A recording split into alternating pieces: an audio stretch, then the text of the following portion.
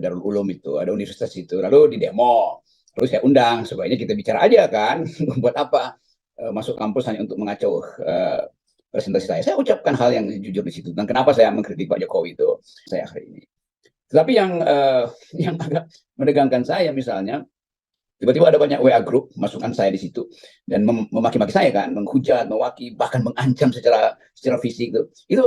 Itu juga tidak kurang mulia sebetulnya. Kalau mau berbeda pendapat dengan saya, ajak saya berdebat itu, nggak usah ngancam segala macam tuh. Kamu akan ada di mana, kayak tunggu segala macam kan, itu ancaman tuh. Lalu muncul banyak video itu dari teman-teman di Dayak, di Papua juga tuh.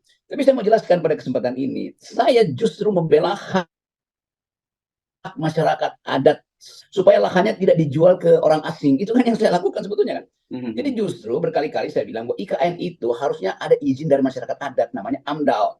Saya 3 kali diundang oleh tokoh-tokoh adat di Kalimantan tuh, Banjar, Dayak segala macam, dan saya ucapkan itu tuh, karena saya sayang Papua, Kalimantan itu tempat nenek moyang, tempat kita berharap ada masa depan. Kita bayangkan bahwa seandainya bumi ini ludes jadi padang pasir, masih ada rumput, masih ada hutan kecil, masih ada oase di Kalimantan, kan itu yang saya bela justru. Jadi kalau saya dianggap menghalangi IKN, memang saya menghalangi IKN demi masyarakat adat Kalimantan, demi orang Dayak, demi orang Banjar segala macam.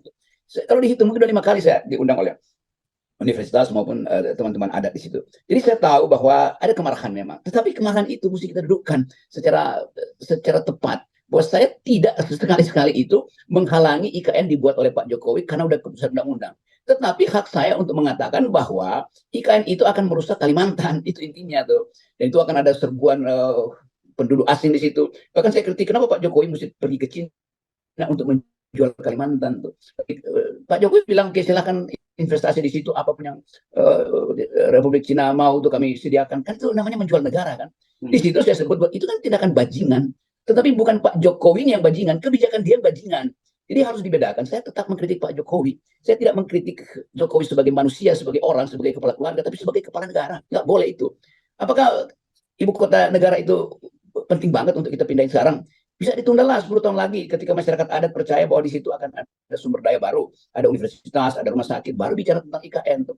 Apakah diperlukan hari ini? Nggak mungkin, karena itu akan menggerus anggaran pendapatan belanja negara kita tuh. Apakah ekonomi akan bertumbuh hari ini? Enggak. Tadi pagi Sri Mulyani bilang bahwa Indonesia akan masuk dalam krisis besar tuh. Bahkan Sri Mulyani Indonesia akan masuk dalam kegelapan. Karena dunia lagi gelap juga, ekonomi tidak bertumbuh. Kenapa tidak dihemat uang itu? Kan itu dasarnya tuh. Jadi teman-teman di Dayak, saya membela kalian. Dan sampai kapanpun saya akan bilang bahwa IKN tidak boleh dibangun di situ sebelum ada izin dari masyarakat Dayak, dari komunitas Dayak yang punya lahan itu tuh. Jadi bukan dikomersialkan IKN itu. Jadi itu intinya. Jadi